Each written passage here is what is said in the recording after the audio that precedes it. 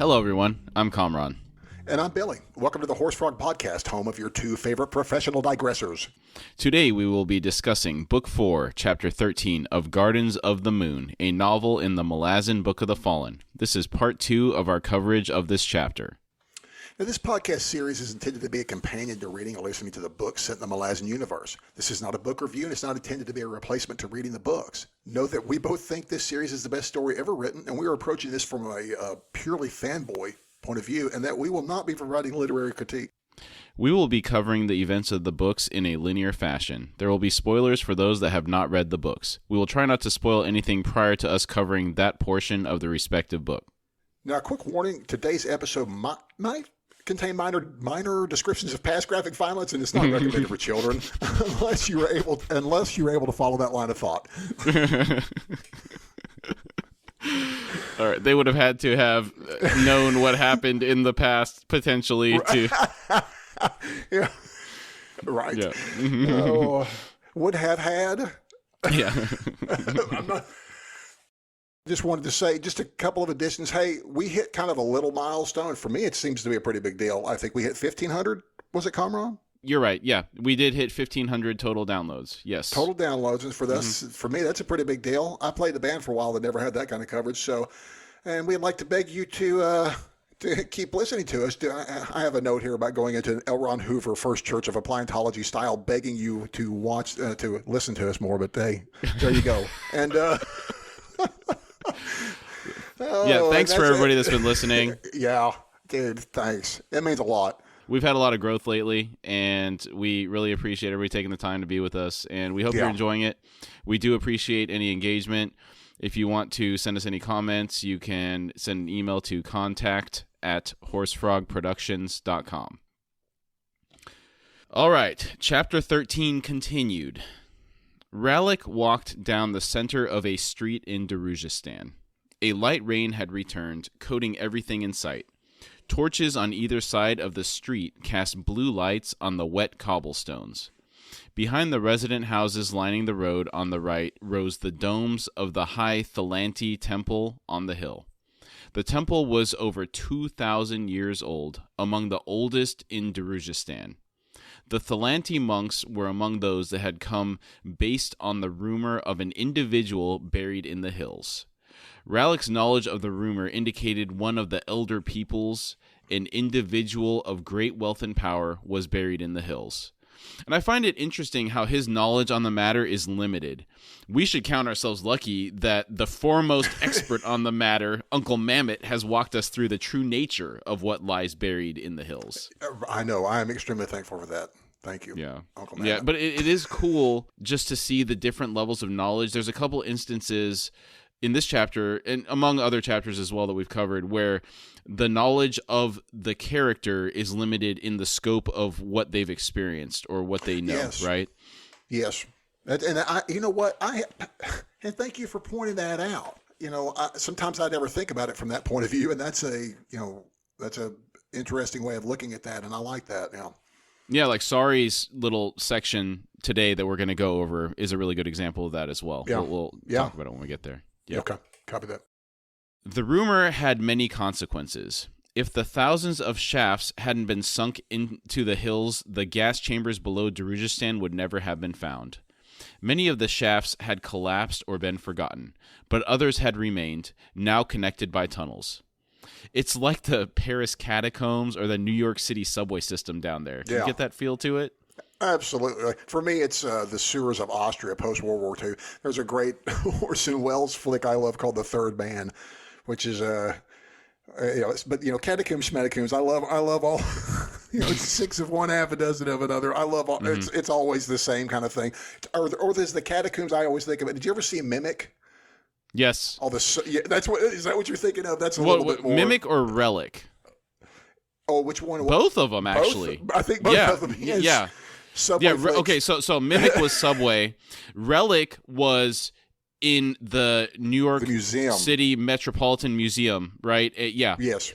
Okay, That's what that was. Mm-hmm. I like both of those movies. That book is awesome, by the way. The Relic, and then Reliquary isn't as good. That's the sequel to it. But yeah, okay. It's really entertaining. The movie was pretty bad. I mean, it had Mike Madsen in it, but dude, that was the only good part of it. That was the only good I mean, part he's pretty of it. cool, but yeah, that was the only good part of it. Yeah, the CGI was terrible. I mean, this was in that era where it was just horrible, right? It's better to have practical effects. But that aside, the book, I do recommend it if you want kind of a thriller. It's almost like a horror. I would check it out. Well. I didn't know it was a book, man. I just thought it was a movie. I like that kind of horror throwaway kind of. Is it a throwaway read? Like a real good? I don't mean that in a bad way. I mean that in like a awesome. I like a good horror. I've read it a couple times. A good rollicking horror novel. The first time I read it, I was relatively young. I want to say I was in middle school, maybe, and it was scary back then. Still today, it's pretty creepy. But I think it's a good book. I mean, it's definitely not as good as these books, right? But I mean, in its genre, it's good. Yeah. There are a number of other books. The author took the detective from that series and made a bunch of books that I guess they kind of go and investigate these phenomena. What is it? It's Douglas Preston, I think, is the author. Okay. That's not who. Oh my gosh, I can't call the guy's name. He wrote the book The Keep, which was, I don't know, do you remember the Michael Mann movie, The Keep? No. Dude, there's talks of redoing it. It's one of Michael Mann's first movies. It's really overlooked. It's a horror movie. It's fantastic. I love it. It's not particularly good, but it's this. You've got Nazis. Dude, I love it already. I'm sorry. I love war stuff. And they go into this temple and set up shop, and they think it's like this old keep, and it is, but the people in the town won't go near the keep. And it's like some kind of vampiric life force is in there. And then there's this fella that's Scott Glenn, who's the hero-ish. It's real weird, man. It's Michael Mann. It's real bright. I like neon. Scott Glenn. He's a good actor. I love Scott Glenn. It's also got, oh my gosh, I can't call his name, but it's the guy that played Magneto, and I'm ashamed of myself for not calling his name because I love that Ian actor. McKellen? Ian McKellen, dude. Wow, I'm embarrassed. I love that man. Yes, Sir Ian McKellen? Yes. Is he a sir? I believe so. I thought he was my knighted. word. I apologize for that, sir, because I love you dearly, and I'm sorry that I couldn't call that name to mind because, dude, he has been knighted. He worthy. I love that man. He's a fantastic actor. Yeah. Not just the Magneto stuff, but Apt Pupil was magnificent. Oh, yeah, dude. Have you ever seen the Richard III with him? No. We are way off topic tonight. We are. We are. And if it takes me Billy, are you dude, bringing us back? I'm normally the one bringing us back. All right, let's reel it in. Thank you, Billy. All right. Brevity. Okay. As Kruppa begs for brevity. Okay. All right. Let's just move along. All right. Oh, man. Sir Ian McKellen, I beg your pardon, sir. If you ever feel free to contact our show, I would be honored more than you would imagine. Okay. Gandalf, dude, please. Yeah. Okay, sorry. Okay. And I'm sure he's embarrassed of those roles. Okay, move along. All right. So Rallick was thinking about these tunnels that are all interconnected, and then he thinks Vorkin, the master of assassins in Darujistan, awaited Rallick in one of the many chambers that were beneath the temple. The thought of the rat-like ocelot scurrying to Vorkin amongst the tunnels brought a smile to Rallick's face. That's that middle manager ocelot scurrying around. It brings a smile to my face. He knew that one day he'd become a clan leader, and that he'd meet Vorkin face to face. He wondered how it would change him, and the thought displeased him. I had this passage highlighted from an earlier read-through, so it's several paragraphs. I'm going to read it, and then we'll kind of go through some of it. Cool. Quote, he had no option. Once, he thought, as he approached the block of the Phoenix Inn, long ago, there'd been choices he could have made that would have sent him on a different path. But those days were dead, and the future held only nights, a stretch of darkness that led down to the eternal dark. He would meet Vorkin, eventually, and he'd swear his life to the Guildmaster, and that would be that, the closing of the final door. And his sense of outrage at the injustices around him, the corruptions of the world, would wither in the unlit tunnels beneath Darujistan. In the exactness of the methods of assassination, his final victim would be himself. And this, more than anything, made his and Murillo's scheme the last act of humanity he'd ever make. Betrayal was the greatest of all crimes in Ralik's mind, for it took all that was human within a person and made it a thing of pain. In the fact of that, murder itself was surcease. It was quick, and it ended the anguish and despair of a life without hope. If all went as planned, Lady Simtal and those men who'd conspired with her in the betrayal of her husband, Lord Call, would die. Could that right the wrong? Could it even the scales of retribution? No, but it might return to a man his life and his hope. For himself, Ralik, such gifts had long since been lost, and he was not the kind of man to stir the ashes. No embers survived, no flame could be born anew. Life belonged to other people, and his only claim to it was his power to take it from them. Nor would he recognize hope if it came to him. Too much a stranger, too long a ghost. End quote. There's a lot of heavy stuff in there. That's heavy. Yeah, some revelations in there too. There's a lot that I like in there. We learn a lot about his mental state. He sees his path as the only option available to him based on the decisions that he's made in the past. His future looks dark. That's really sad. Mm-hmm. The fact that he feels he'd be selling his soul to Vorkin and that would close the door to his humanity, and looking at himself as his final victim, that's real dark. The whole thing is just tragic. It is. I feel the very, very same. I think this is one of the reasons why I like Ralik as an assassin, because our assassins are normally very two-dimensional characters. He at least brings some, he understands what he is, and it's like, and how he's going to be becoming more callous, and it's like and this realization is it's a big deal. Yeah. And then in terms of revelations, we learn about the details of Ralik and Murillo's plan to right the wrong of Simtal betraying Call. That's the first Lord time Call. we found... Yeah, Lord Call. Yeah, we didn't That know is a revelation. what Call was, who Simtal had taken the title away from or the riches away from. This is it. This is where we learn that information. Yeah, it is. It's a big reveal. Mm-hmm. And then finally, Ralik's view that life belongs to other people is again just a view of despair. Right? The whole thing is just sad. He's a good guy. He's honorable. And it's too bad that in aligning himself with Vorkin, it's his only path forward. It's a very harsh way to see things. It'd be a hard way to live like that, for sure. But do you feel that some of this might be his own mental preparation for this possible outcome or future for himself? I think so. Yeah, he's putting up the stealing walls, himself. getting ready. Yeah. Okay. That's because that's what it feels like. A lot of it's not just. I mean, it's like, look, this is where I'm going. I think all illusions are thrown aside to him, and it's like, if he thought he was doing something before that meant anything, I think he just now realizes it doesn't really matter. He's just a tool. He's just a killer. Yeah, he's chosen the path to fix this wrong, right? Yeah. And maybe that's kind of part of the thing that's leading him here, too. Yeah, I think very much so. As Ralik neared the entrance to the Phoenix Inn, he spotted Crocus approaching from the other direction. He didn't say anything to Crocus, but grabbed his arm and pulled him into the alley. Once they were hidden in the shadows of the alley, Ralik tightened his grip on Crocus's arm and hissed a warning to him. He said, "Listen to me. The guild's best were slaughtered tonight. This isn't a game. You stay off the rooftops. Do you understand me?" Crocus nodded. Ralik then told Crocus to tell Mammoth that there was a claw in the city. Crocus's eyes widened. Ralik continued to say someone else was there as well, coming down from the sky and killing everything in sight. Crocus seemed confused about why he should tell Mammoth this information. Ralik said, "Just tell him.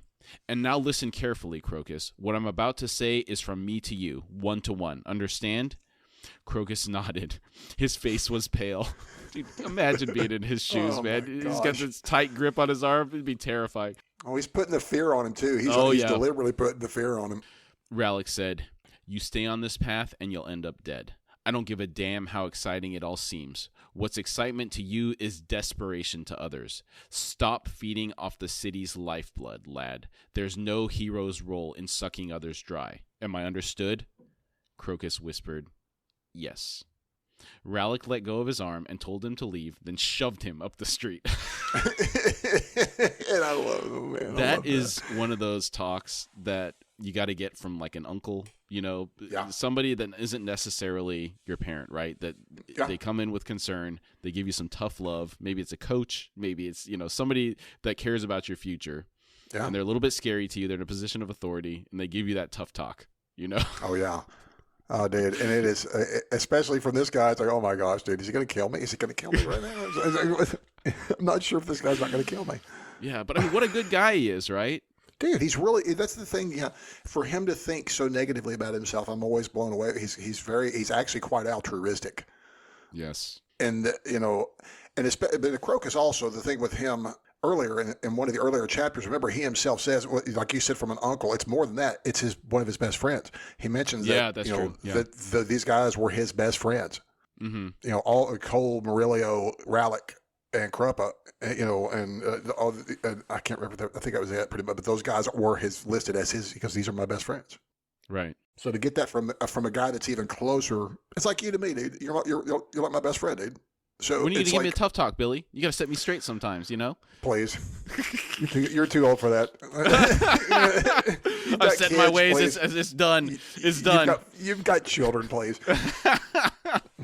I can never give you a tough talk. It's like they are your tough talk. It's never too late for a legitimate tough talk if it's required. If it's required, yeah, I will give you. If you need, I actually would probably. I don't know, man. You're more responsible than me.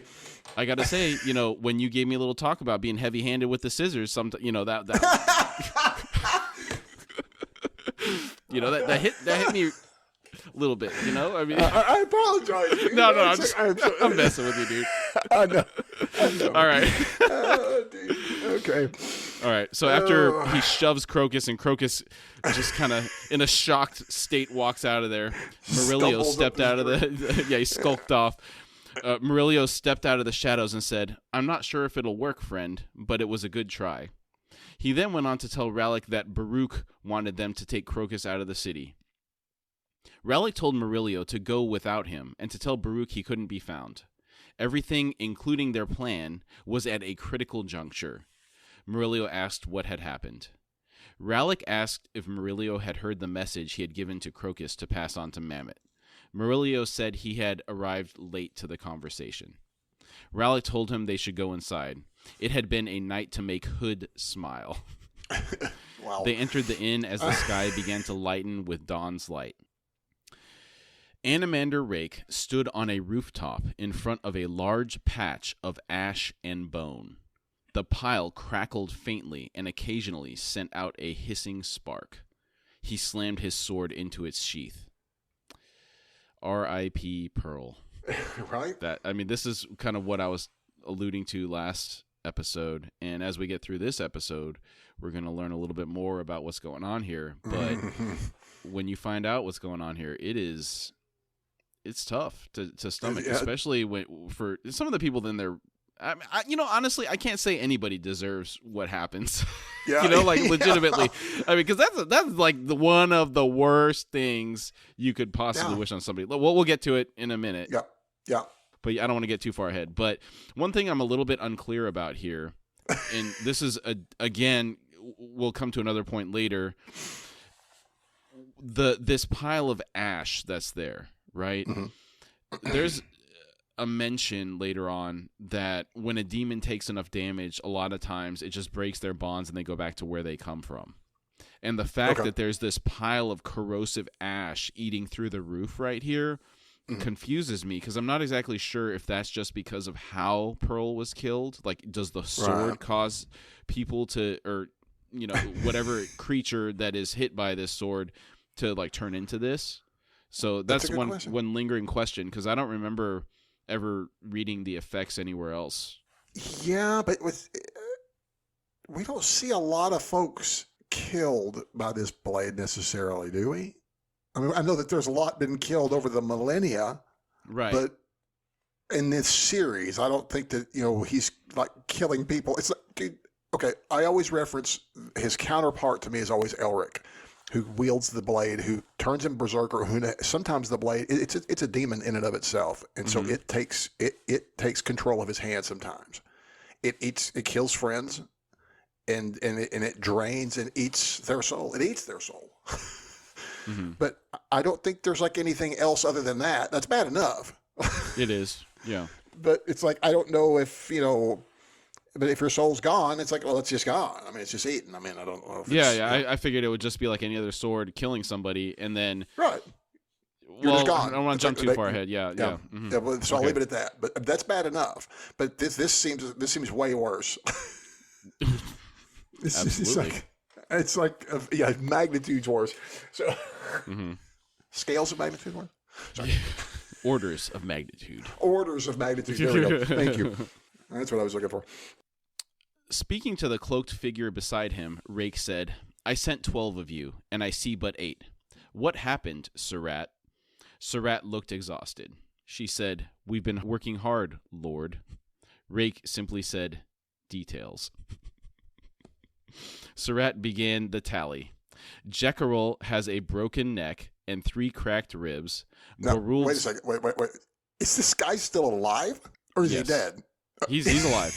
He's still alive, okay. Yeah, because I think Rake says to have the high priestess look That's kind of what I'm thinking, too. It's like dadgum, these are some tough fellas. It's like, he's got a broken neck. Yeah, broken neck, and he's just walking off, Right? Okay.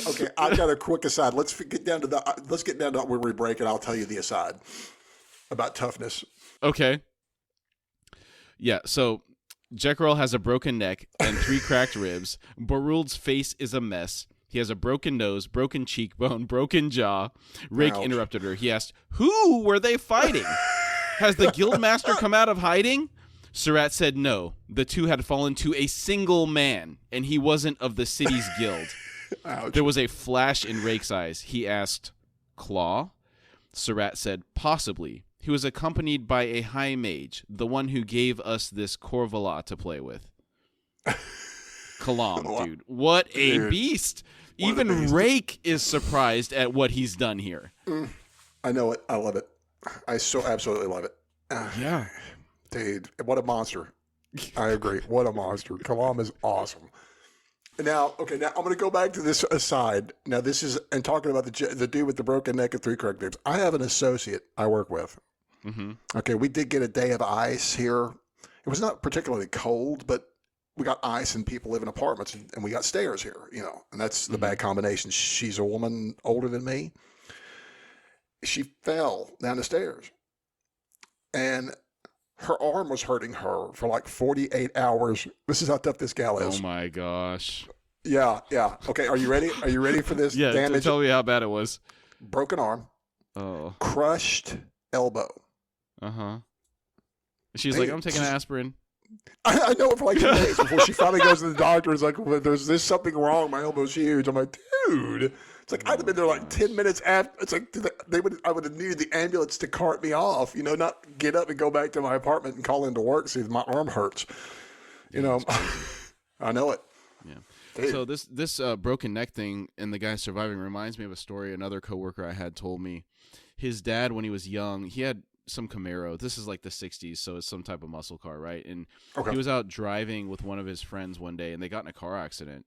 And they were out in the middle of nowhere. This is 60s or 70s, right? So no cell phones or anything. Right. A couple miles from anywhere. The dad's back was broken, but his friend was pretty jacked up. So he put his friend on his back and carried him with a broken back for a couple miles. Until they got to the police station, I think, and then they took him to the hospital. Oh, my goodness. Isn't that crazy? Dude. Oh, my goodness, yeah. Yeah, pretty wild. Yeah. So, yeah, I guess people can survive, broken bones in the spine. I guess it just depends on how bad it hurts where the it is spine, and how it's done, Yeah. Okay. Ugh. Okay. Rake looked at the smoldering patch on the roof. He muttered, "It had the smell of empire about it. One of Tashrin's conjurings, I should think." He flashed a savage grin and said, "Pity to have disturbed his sleep this night." Surat mentioned that another Tistandi named Dashtal was struck by a poisoned quarrel from one of the guild's assassins. That was the one that Ralik shot when he rolled over. Okay. Yeah, She went on to say that they were tired. They had been exhausted during Brood's campaign, and this caused them to make mistakes on this night. Some of the guild got away, and if Rake hadn't come to assist them with the demon, more Tistandi would have died. Rake grew pensive for a moment.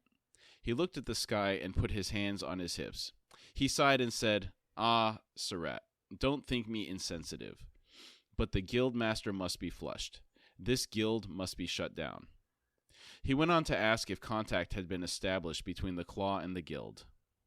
Surratt corrected Rake, saying it wasn't a meet, but a trap. Rake nodded and said, "Good," then instructed her to return to Moonspawn and have the High Priestess attend to Jekyll. So that's the guy that had the broken neck and the broken ribs, right? Yeah. Surratt bowed and gestured to the remaining Tistandi. Rake addressed them all. He told them they had done exceptionally well and had earned some rest. They would have 3 days and nights of leave.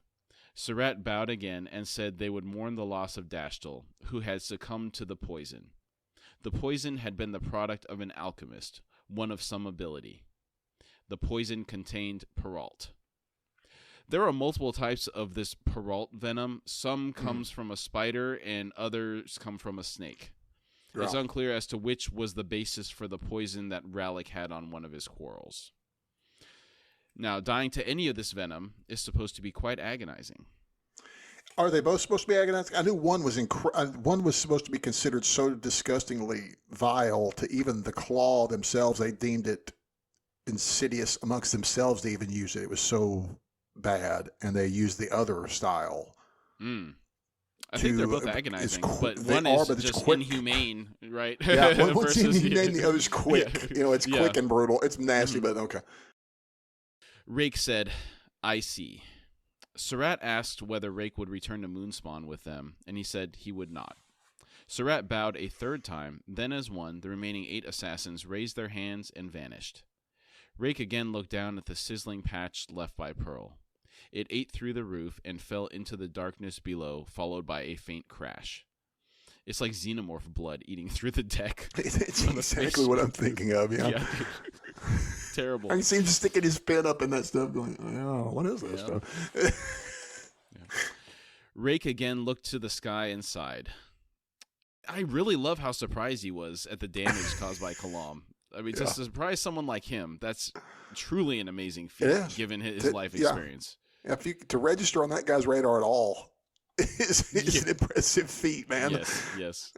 Everything happens on below a hum to him, I'm assuming. It's like in our lives, because we just blink in and out of his life, I'm assuming. Yeah. Mm-hmm.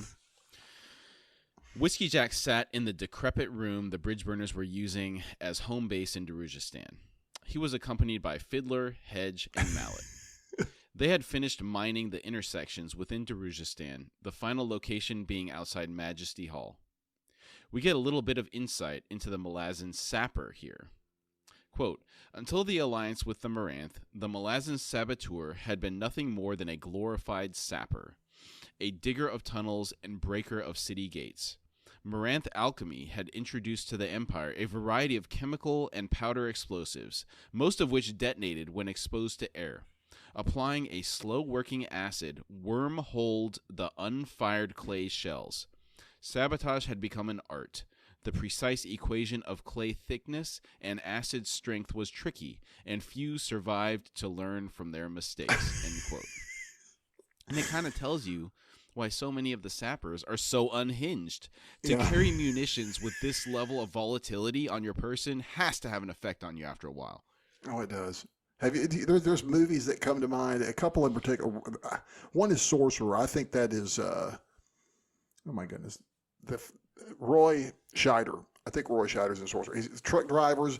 These guys driving nitroglycerin, like gallons of nitroglycerin in South America, kind of movie. Have you ever seen those kind of movies? The guys traveling with nitro. There's a couple of these movies out there, but that's the big one that comes to mind. And these guys are a little unhinged. And I've seen movies where guys takes dynamite and like wipes the nitro that sweats and like flicks it on the ground and it just pops like a firework. You're like, dude, these guys they become unhinged. I think you're right. They become a little unhinged. Yeah, they get desensitized to the danger, right? They're always under such a stress. Yeah, it's like PTSD, exactly. Right? Basically. It is. Yeah. Yes. Now, another point on this, the manufacturing techniques likely aren't that consistent in this era. To be able to succeed in this role with a variable thickness clay shell, as well as variable strengths of the acid, is like rolling the dice every time you need to use one of these things. I'm assuming that probably comes to their mind. They play. Erikson played so much D&D. It's rolling the dice. It's like when you pour the acid, it's like you roll a percentage chance of it blowing up in your face. Mm-hmm. Yeah, because he sounds could. about right. But that would be my assumption. Though it's always an experiment, and there are two favorite mad scientists, Fiddler and Hedge, because those guys are unhinged. Earlier on, they're more unhinged. I think. Yeah. I think. I'll leave it at that. Yeah, well, we can't really go too much further. Whiskey Jack thought to himself that Fiddler and Hedge were terrible soldiers, exhibiting little of the discipline that had been imparted to them during training. When it came to sabotage, though, they had no equal. Whiskey Jack watched the other three bridge burners play a card game, another one that Fiddler had made up. He was always inventing new games with improvised rules that gave him an edge. Despite this, Fiddler never found himself short of players. Whiskey Jack came to the conclusion that they played the games to prevent the anxiety that came from waiting for Kalam and Quick Ben to return. They could be dead in an alley somewhere, and that made things hard. His gaze went to one of the beds in the room, and his eyes found his armor and longsword. The hauberk had links that were missing in some places, torn in others. His body held the memory of each of those blows. They greeted him each morning like old comrades. Side note here, on the body holding the memory of past trauma, I used to work with another guy. This guy was a professional bull rider in his youth, and he's in his mid-40s now. He said his body took so much damage that it took him about an hour and a half of moving around every morning and stretching before he felt normal. Wow. Well, I think of someone you know, and I know my old boss at LP at Fry's. Mike, he'd scalped himself when he was younger, running under something and not ducking. Ooh. He broke a shoulder blade playing rugby, messed up and replaced both knees, and he's got into rock climbing now, and he fell before Fry's closed and bent his elbow the other way, not completely, but yeah, like it's enough. It's like, it moved the way it shouldn't. And I said, man, if you live to be 50, you're going to be hating life, dude. That's crazy. Yeah. All that stuff happening to one person. That's wild. Yes. Aggressive, competitive people. That's the same thing with the bull rider. It's no different. There's something in that mindset. I mean, it's like that guy climbing it's the solo guy. It's Alex Honnold. They hurt themselves a lot, probably. Yeah. Whiskey Jack's attention turned to the sword. It had a plain leather-wrapped grip with a stub hilt. The scabbard was hide over wood.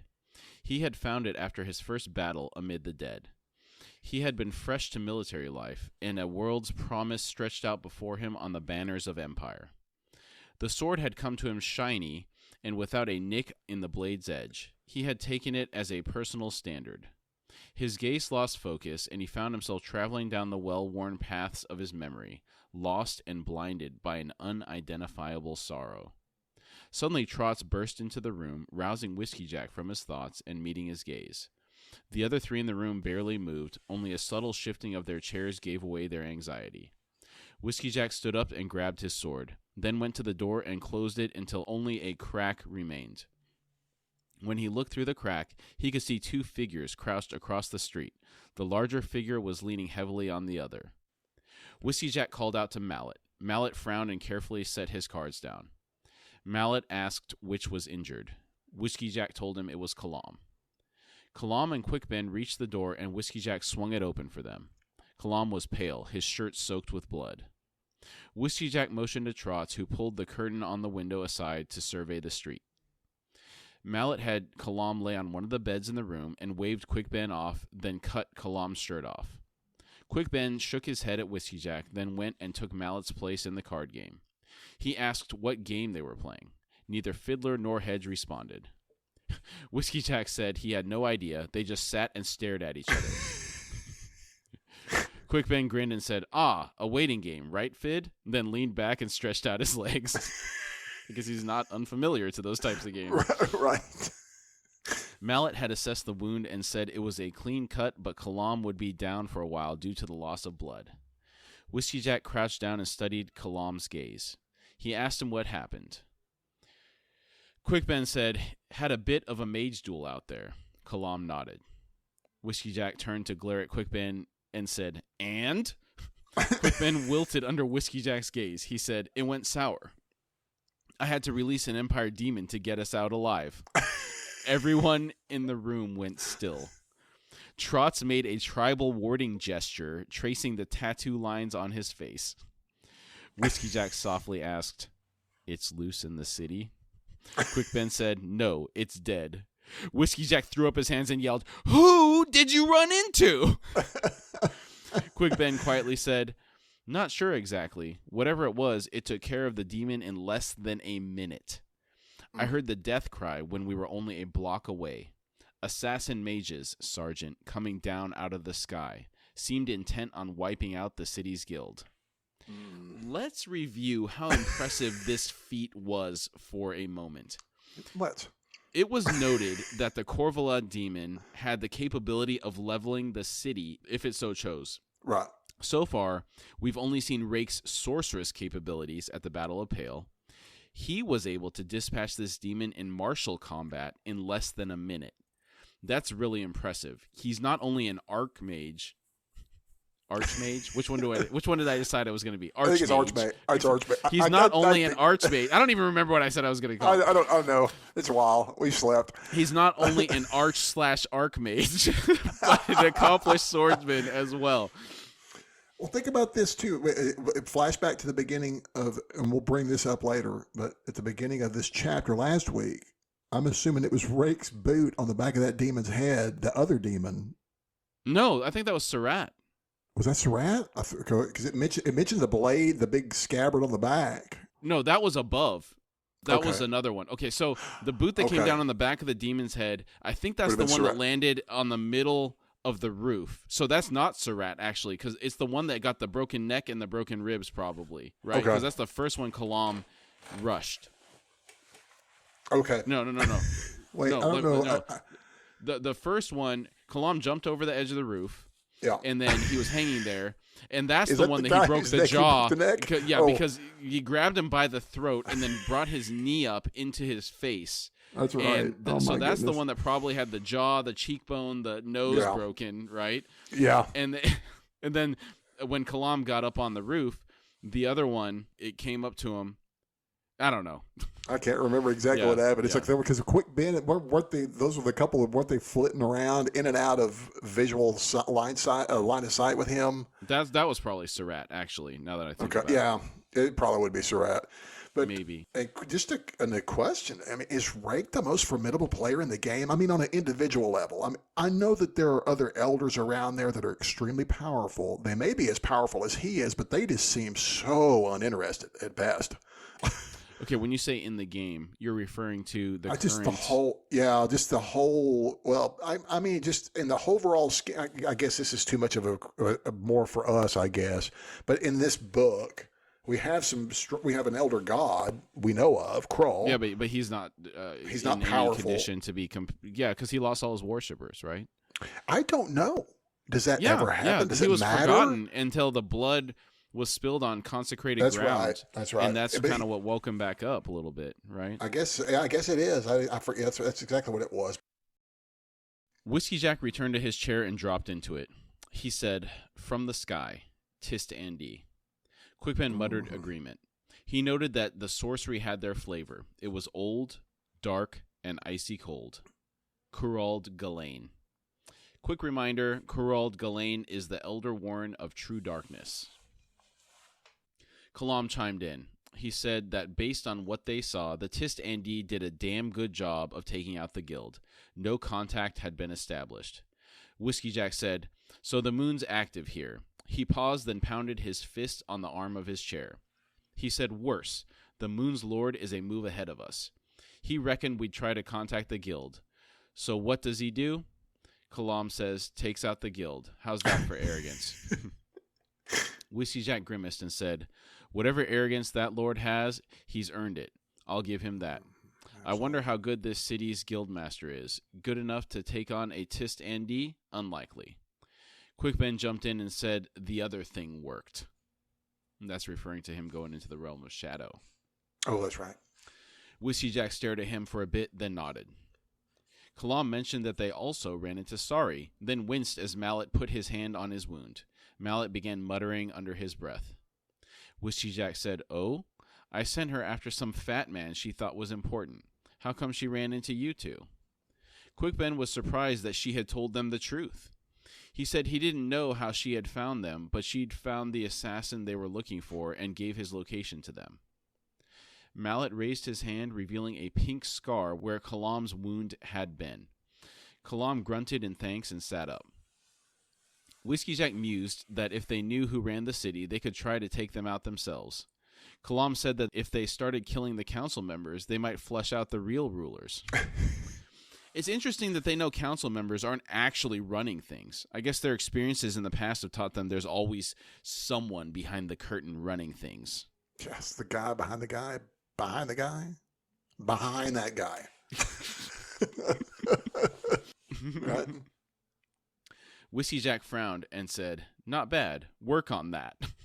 The Moon's Lord knows we're here now. With that demon popping up, we'll have to move fast." Fiddler threw out, "We could blow up Majesty Hall," and smirked at Edge.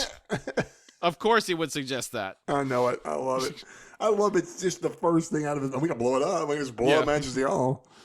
It's like blowing up Parliament, and it's like you can just blow it up. Yeah, Guy Fawkes. Yeah. Whiskey Jack asked if they had enough munitions to manage that. Fiddler said maybe, if they dug up the ones they had buried at the intersections around the city. Whiskey Jack sighed. "This is getting absurd. No, we leave things as they are." He watched the non-existent card game. He noticed that it seemed to involve complete immobility, a standoff. His eyes narrowed, and he wondered if they were trying to tell him something. What do you think they're trying to convey to him? I don't know. I know it isn't patience because these guys usually don't have that kind of patience. It's only because they're playing a game. I know they like to blow crap up, and I'm a Texas boy, so I get it. I like to blow crap up too sometimes. But I don't have the kind of goods they got. Yeah. Just have some tannerite or something, right? Right? Well, I mean, it's what this. Okay, for anybody outside of the country, they might not know this, but sometimes people on farms might have that stuff to remove stumps and other things. I mean, I'm not kidding. I mean, I kid you not. Wow. There is uses in small farm. I'm not kidding you. And so it's not. I mean, it's probably not the ideal way to do it. That's the Texas way to do it, though, right? That is the way we like to do it down here, buddy. Wow. It's like it's some Lone Star style stump removal. Yeah. It's wild. Yeah. Sari walked the streets at dawn. She watched the merchants beginning to open for the day. The gray faces met up at intersections, then spread out to begin shutting off the valves to the gas lamps. She watched Crocus wearily ascend into a tenement. She was half a block away, hiding in shadows. Quote, "A short while earlier, she had felt the Empire demon's death strike her almost physically, deep in her chest. Normally, demons fled back to their realm once enough damage had been inflicted on them, enough to sever the link of summoning. But the Corvala had not been simply cut down or forcibly dismissed. There'd been a finality to its end that had left her shaken, a death in truth. She still recalled its silent, despairing scream ringing in her head." End quote. Couple of things here. This is that point that I was mentioning earlier that was a little bit confusing, right? When a summoned demon takes enough damage, they generally go back to their realm, right? Right. So that's why I was a little bit confused when she mentioned that they go back and Pearl did not. Right.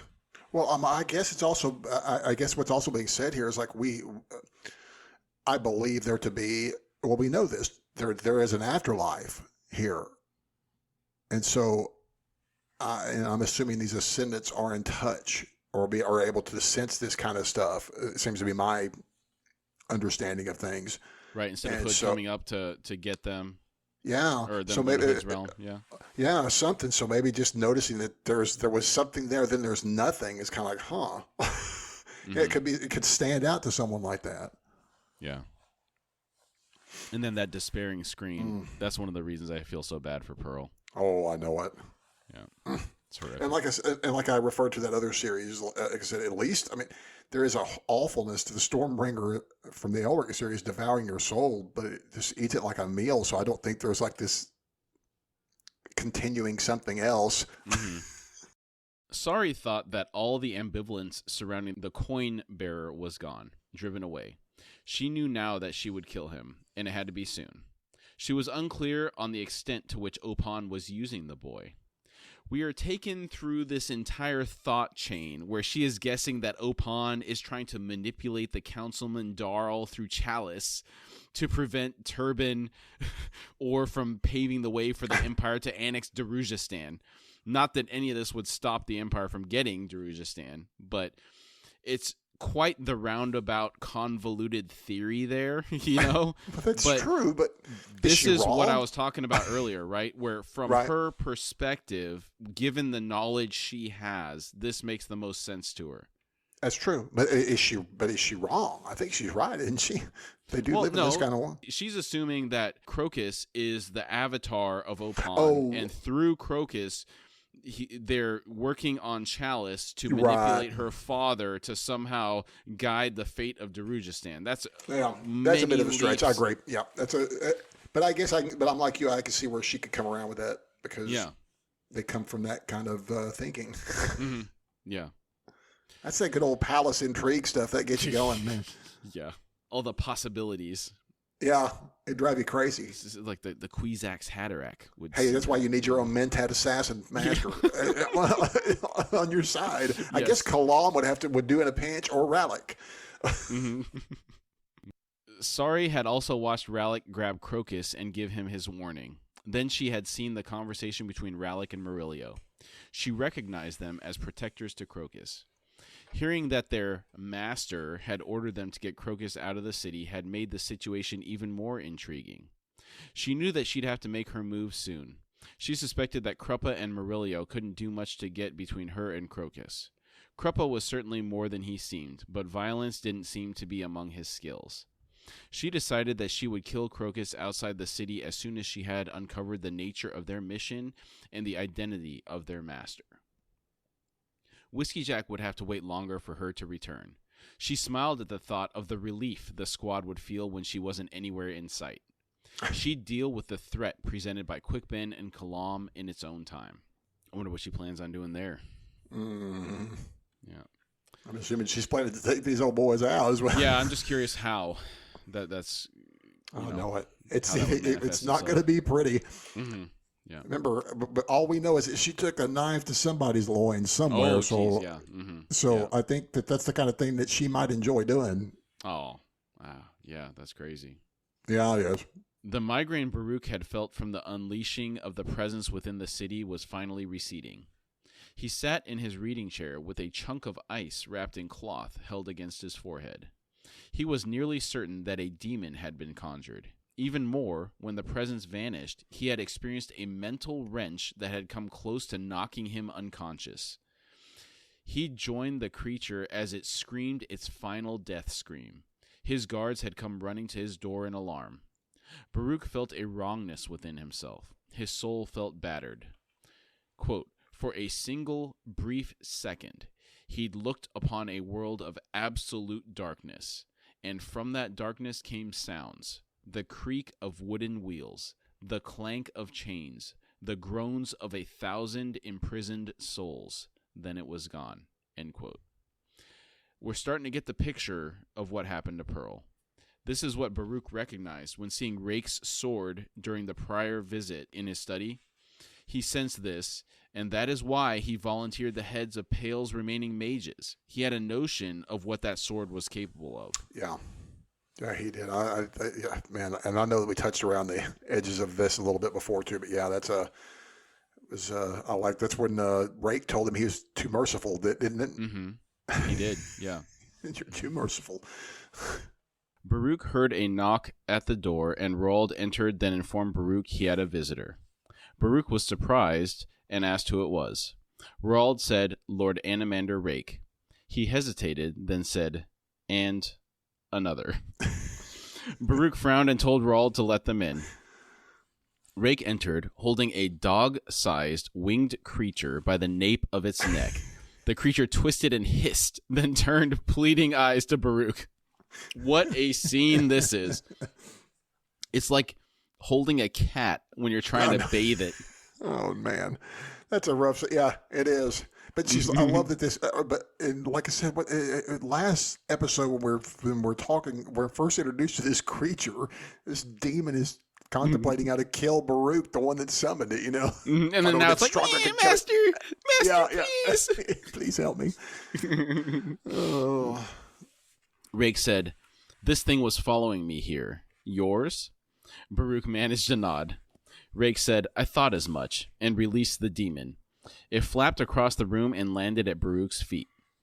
Baruch looked down at it, and it was trembling. Rake sat down in a chair and stretched out his legs. He said, "A busy night." Baruch dismissed the demon with a gesture. It vanished with a faint popping sound. He said, "Indeed, my servant was on a mission. I had no idea it would involve you." He went to stand in front of Rake and asked, "Why were you in the middle of an assassin war?" Rake said, "Why not? I started it." Baruch asked for clarification. Rake smiled up at Baruch and said, "You don't know the Empress as well as I do, Baruch." The color began to rise in Baruch's face. He asked for an explanation. Rake said, "Tell me this, Baruch.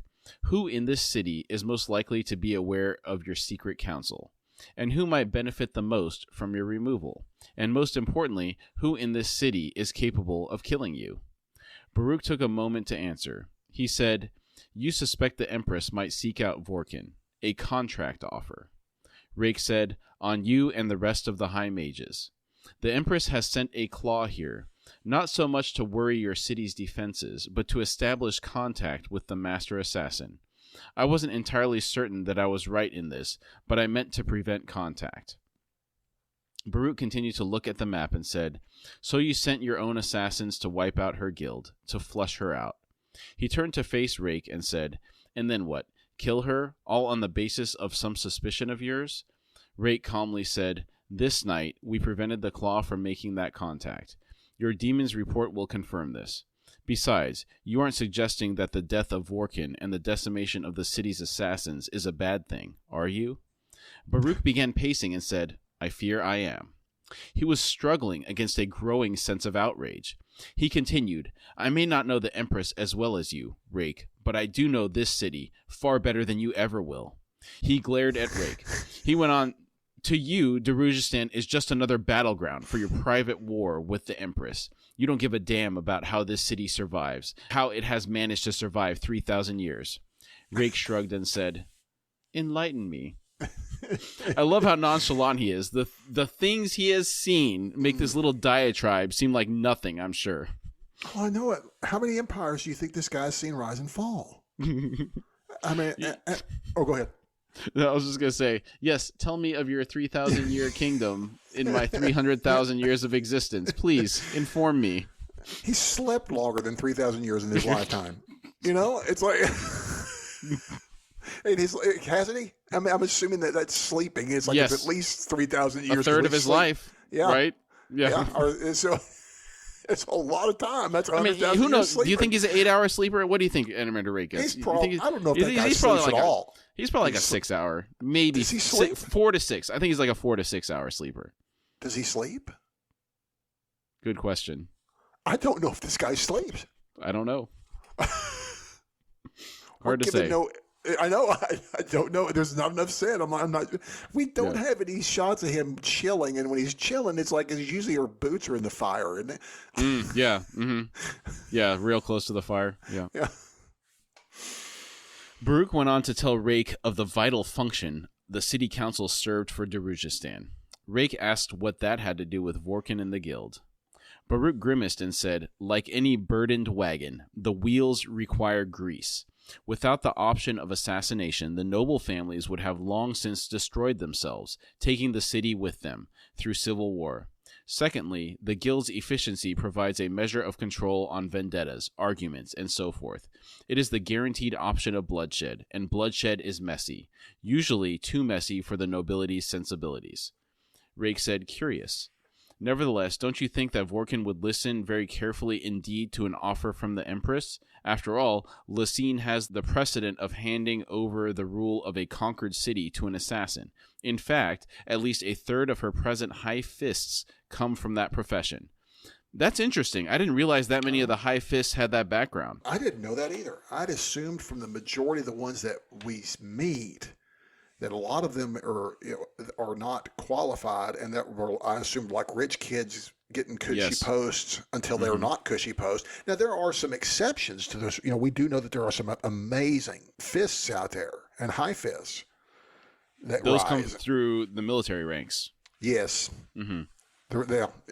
Exactly. That's the battlefield promotion guys that earned it the hard way. Correct. Yes. And but yeah. So, but that's my opinion. Is that your impression as well? Yeah, same. Generally, two flavors. You have the bureaucratic type, and then you have the ones that actually were put in place through the military ranks. So yes, 100%. So okay. Yeah. Baruch was extremely upset. He said, "You are missing the point. You did not consult us, and that cannot be tolerated." Rake coldly said, "You haven't answered me. Would Vorkin take the contract? Could she manage it? Is she that good, Baruch?" Baruch turned away and said, "I don't know. That's my answer to all three questions." Rake gave Baruch a really hard stare.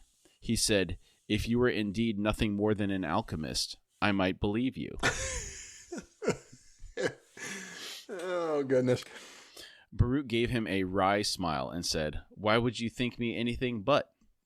Rake returned the smile and said, "There are few who would argue with me without flinching. I am unused to being addressed as an equal." Baruch went to the mantel over the fireplace and retrieved a carafe of wine, then 2 glasses. He said, "There are many paths to ascendancy, some more subtle than others. She's a high mage. We all have magical defenses, but against her," he doesn't finish. It's crazy that Vorkin even strikes fear into the heart of one as powerful as Baruch. I know. Wow, right? That's something else. But there's something said here in this that's a big clue that I've overlooked until we kind of have it isolated here. That's one thing I like about going through it like we do. It says there are many paths to ascendancy. So is she an ascendant? On her way there, probably. Yeah. High mage on her way to the path. And an assassin. Oh, by the way, I'm sorry. She's an assassin who happens to be a high mage and quite possibly on the path to ascendancy. Yeah. That's pretty scary. It is. Sounds like somebody else we know. Yeah. The rope. Oh, yeah. Yeah, that is true. Oh, my goodness. I didn't even think about that. Yeah. Ooh. Yeah, she's almost as bad as he is, isn't she? I'd be curious between those two who'd win. Oh, wow. I think the rope would win because he's still the patron saint of them. He is. That's true. Yeah. He's still kind of the patron saint of the assassins. So in a weird way, he made it. it's like, she might be on her way. Yeah, right. Yeah. He ain't going to give it up anytime soon. Rake accepted a glass of wine from Baruch and raised it between them. He said, "I apologize for not informing you. In truth, the thought hadn't crossed my mind as being especially important. Until tonight, I was acting on a theory, nothing more. I didn't consider the ripples a grounded guild might cause." Baruch took a sip of his wine, then asked about the conjuring in the city that night. Rake said, "One of Tashrin's Corvala demons, released by a claw wizard." He took a sip of the wine, then said, "It's gone." Baruch said, "Gone? Where?" Rake had a tight smile on his lips. He said, "Out of Tashrin's reach, out of anyone's reach." Baruch repressed a shiver and said, "Your sword." The memory returned to him. The creak of wheels, the clank of chains, the groans of 1,000 lost souls, and darkness. Rake mentioned that he had received the 2 heads of the wizards from Pale. He asked if they protested. Baruch paled and said, "I explained to them the options. No, they didn't protest." Rake gave a soft laugh that chilled the blood in Baruch's veins. Man, that they would rather be beheaded by Baruch over being killed by Rake's swords, that says an awful lot. It does. Too much. Yeah. And as we learn more about what's going on here, it's pretty horrifying. Yes, it is. Kruppa again found himself sitting at a fire in a dream. He heard a noise in the distance and stood up. Speaking to himself, he asked if he knew its source. Krull said, "Perhaps." Kruppa was startled and mentioned that he thought Krull was long gone, but he was thankful for his company. Krull nodded and said, "All is well with the child Tattersail. The Revi protect her, and she grows swiftly, as is the nature of Soul Taken. A powerful warlord now shelters her." That would be Caladan Brood. Mm-hmm. And then the Soul Taken, quick reminder, that is someone that is capable of shape-shifting one creature to a different form. Kruppa said, "Good." He was then distracted by the noises in the distance again. He saw nothing in the darkness. Krull asked what Kruppa heard. Kruppa said, "The passing of a great wagon or some such thing. I hear its wheels and chains and the groaning of slaves." Krull said, "Its name is Dragnipur, and it is a sword." Aha! The name of the sword is finally revealed. It's funny, but when we were doing notes earlier before the show, I was asking that right above there, about a page up, while you were down beneath there, and I was like, "Oh, well, I just erased it." So, there it's named. Yeah.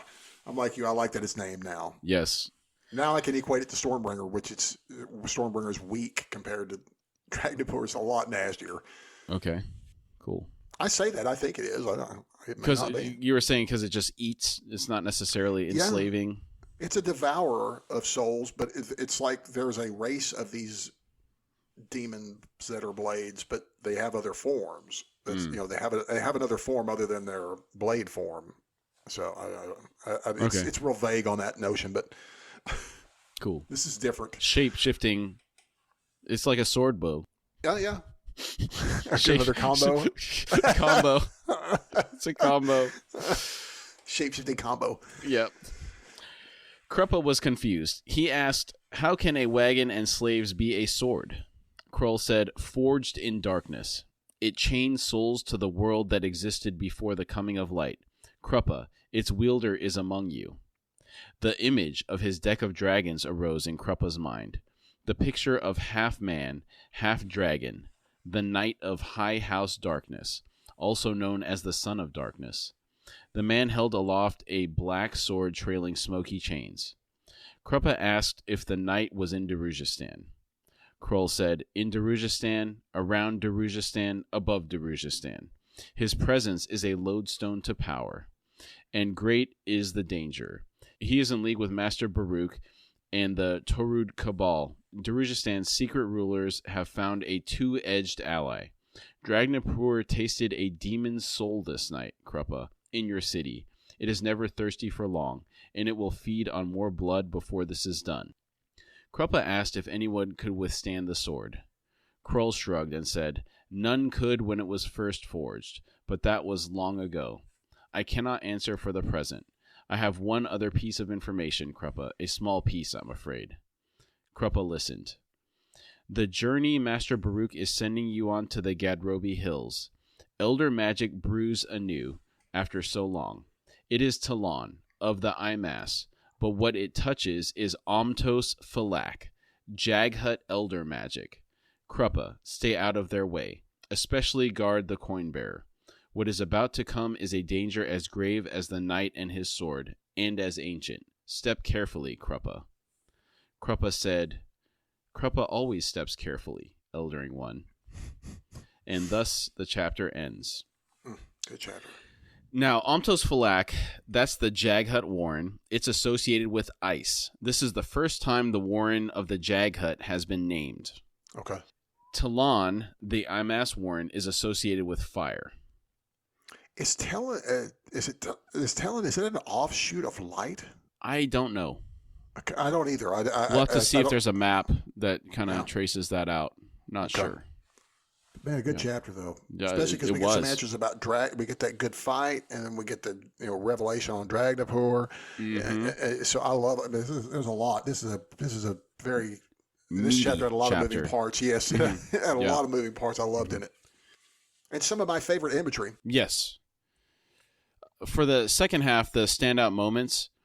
hearing the Tistandi perspective on Kalam's doings in that fight was interesting. Rake's reaction was priceless. I love that. I love the respect you feel from his reaction. And it may just be my fanboy love of Kalam, but dude, I love it. Yeah. I love it, love it, love it. Someone this old being surprised. Yes.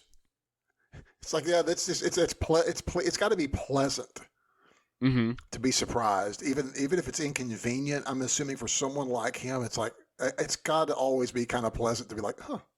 Yeah. I can still be surprised. I like that. Yes. Something new. Yeah.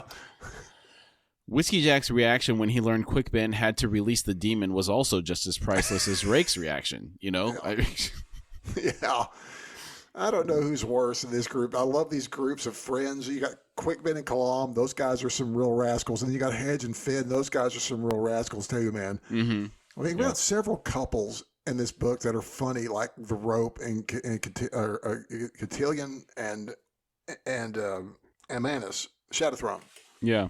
It's some unusual They ones. introduced Picker, and then we're in book 3. We're introduced to her friend. Blend is the character's name, but there's quite a few. A lot of friends. Yeah. Mm-hmm. Some of my favorite, I guess some of my favorite, like buddy movies. Each of these can be broken down as to almost buddy movies sometimes. Yes. In a weird way. Mm-hmm. Yeah. I really enjoyed Fiddler proposing they blow up the entire Majesty Hall. Just get it over with. Just blow the whole thing up. You can again refer to my last comment about Hedge and Finn. Those guys looking to blow things up is too fun. Yeah. Baruch and Rake's conversation was enjoyable. And I love how Rake walked in with that demon scruffed around the neck. That was so good.